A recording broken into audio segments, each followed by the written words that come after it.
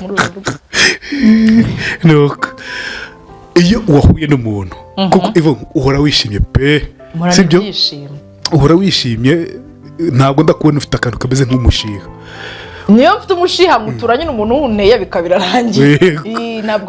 Ntabwo birangiye. Ukora iki kugira ngo nyine uhorane ibyo byishimo iyo umuntu akuzaniye bad mood akuzaniye ikintu nyine kitarimo ibyishimo ubimanaginga ute? Hari agukubita igisasu nawe ukamukubita ikindi. Oya ndamwihorera. Harimo amafaranga. Ntabwo mwihorera. Harimo amafaranga. Ari faranga ari kubisa. Arorohera. Ariko ahubwo ariko urambeshye. Ariko ntabwo wamuhereza.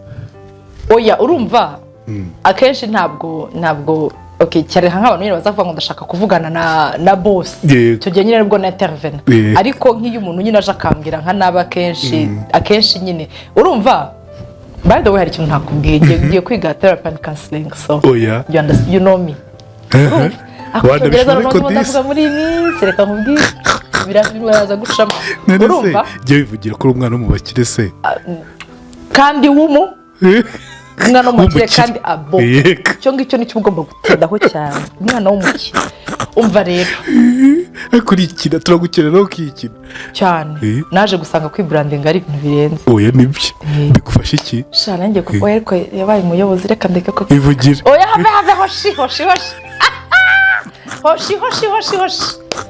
umva rero akaza arakaye sibyo akaza yatukanye n'abandi bantu gifite tubazo afite ibibazo byo biri personnel nanjye nakwibuka ibyo mfite nkavuga ni okay ko biri kose ntabwo twese tugiye kubitura nibihura turaza gusara reka tubyihorere akenshi ntabwo nsubiza abantu barimo baravuga nabi surtout muri business kereka wenda mu buzima busanzwe ariko muri business shajimba reka nkubaho amafaranga ni kure mbona iyo amafaranga ni kure mbona yigeze kuvuga ushaka amafaranga ko tugeze tuyashaka ngo nakazi ngo bigeze nayo nadushaka kuko turarushye pe nanjye rero hari igihe byageze ngo ndavuga na amafaranga ugiye gushaka ibintu bigeze kuko ndakurushye kugushaka rero muri business ntabwo mpfa kubwira umuntu nabi ariko iyo bibaye byinshi kabisa byiza ndakubwira ukigendera ugacaho pe ukazagaruka umeze neza cyangwa se ntuzagaruke it's okay ukajyaho nyine bashobora gutorera mode zawe okay nuko rero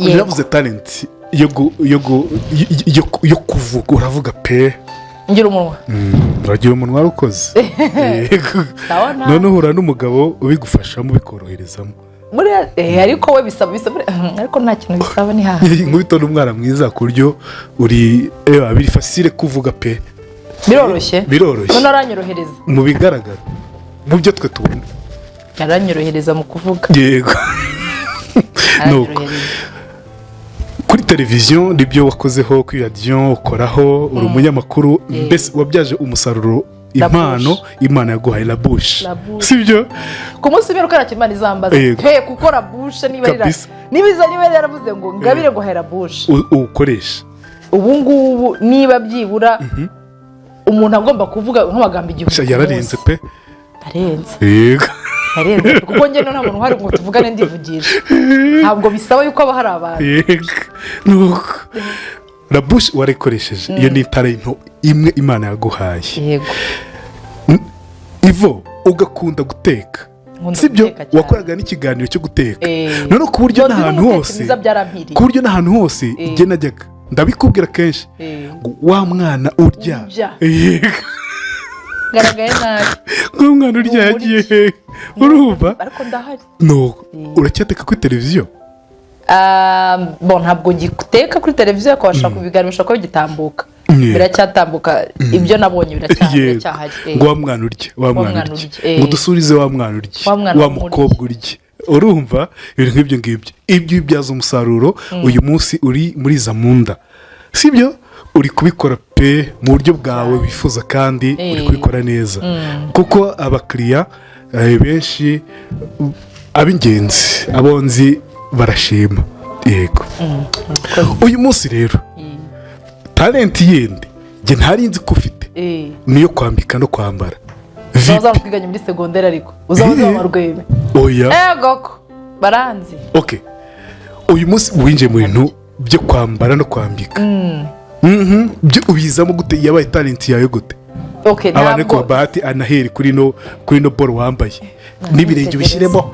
Ibirenge byanjye wabiretse wowe, ibirenge byanjye byagutwaye icyo ari cyose ufitanye n'ibirenge umva uzi se ntabwo kwambara se ndabivugaho ikimana kwambara ofet hari ukuntu hari standards, hari ibigenderwaho muri taye nziza mu bwiza isi yashyizeho, kandi twese dutegetswe kubikurikira, twanze dukunze turabikurikira. Tuzi yuko umuntu mwiza ari byagiye personnellement nkunda abantu birabura pe, umuntu ufite rwa ruhu rwirabura rwiza runoze rumeze neza, ariko usanga brown skin cyangwa uruhu rw'inzobe ruhabwa niba navuga iki, ruhabwa umwanya, ruhabwa intebe cyane kurusha rwa ruhu rwirabura. None ugasanga wa muntu ufite rwa ruhu rwirabura ntabwo ari kwibona ahantu na hamwe, bikagendana no muri taye rero. Tuzi yuko umuntu mwiza, umuntu uteye neza, n'umuntu unanutse, bimwe tukita taye française. Yego, urumva umuntu uri medium, umuntu munini, ugasanga isi ifite ukuntu imeze nkaho yamuhaye indi ntebe ariko yo mu gikari.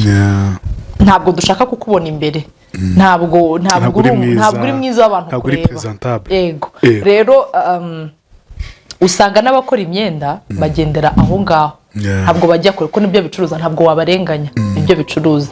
Kugira ngo uzajye kubona nk'imyenda ushaka muri medium, cyangwa muri medium sava, ariko medium igana kuri large, surtout ku bagore n'abakobwa biragorana. Ariko rero iyo bigeze kuri kimono ni throw on nyine, ni ikintu gishobora kugufubika, ushobora kwambara igihe icyo ari cyo cyose, ahantu aho ariho hose, kandi ukarimba. Rero njyewe nari maze n'igihe nshaka n'imyenda nkayibura pe, ntabwo nkubeshye. Yawe ku giti cyawe se?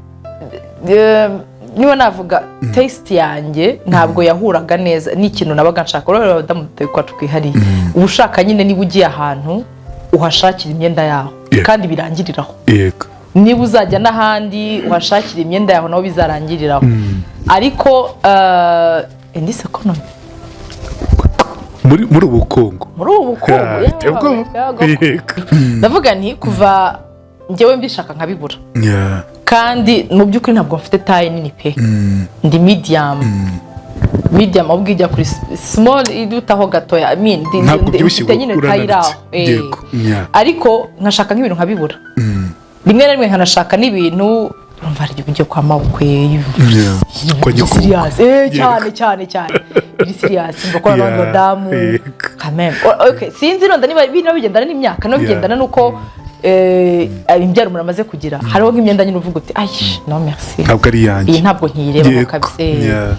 Ntabwo cyangwa twa tujipo tugera hano ndatwambara ngabiri nagize ako singerutse nkahita nibuka ko nabitse kwambara no. Ariko ubu ngubu nabangiye kweshya mvuga ngo mu mutwe wanjye habamo mini jupe, oya habamo amapetetri zigeze hano cyangwa ku maguru. Usko wakuze vo nakubwira iki mvuga iki ndeka iki kwintu umugabo yubahwe cyane byaciyemo. Ese n'imyaka cyangwa imyaka yera cyane? Oya, nta hantu bihuriye n'umugabo, nta hantu bihuriye n'imyaka. Nekereza ko nyine birikora tu, ni hako kudavuga ngo ugeje imyaka 40 utagira kuvugisha ukuri kutari ngombwa. Rero nabyo imyaka 40 ego nta kintu babikubwiye kuvuga ngo umuntu yababaye urivugira. Yese ndishimye nanjye sinishimye ko naboza ngiye kwivugira. Rero na ya ko numva ndi habi, uri habi cyane. Niho rero urumva agenda naraharenze, niyo mpamvu ubona nyine gahunda ni hahandi, niyo mpamvu usanga nyine ubaho nk'umuntu afite ikintu atinya, and it's good, uzabyumva ukuntu bizaguhindura. Urumva rero njyewe nicaye ngo ndavuga nti uko ibintu bimeze, niba nshobora gushaka ino myenda sinyibone, ngomba gushyiraho space noneho y'abantu bashobora kuyishaka bakayibona mu gihe gitoya, kuko hariho nk'umuntu uza akavuga wenda ntabwo nshaka ino kala, nshaka no mabara, nkamureba ko mfite tissue muri stock, nayibona nkamubwira nti tissue iyi kimono uzabona ejo cyangwa ejo bundi. Kuko bara ama free size umuntu wese ashaka kumukwira. Hakabaho n'umuntu wundi, kuko ubu ngubu utangiye gukora amakanzu. Utangiye gukora amakanzu? Utangiye gukora amakanzu. Oya nibyo urumva amakanzu maremare y'amapetetre ariko nyine y'amakanzu nyine yo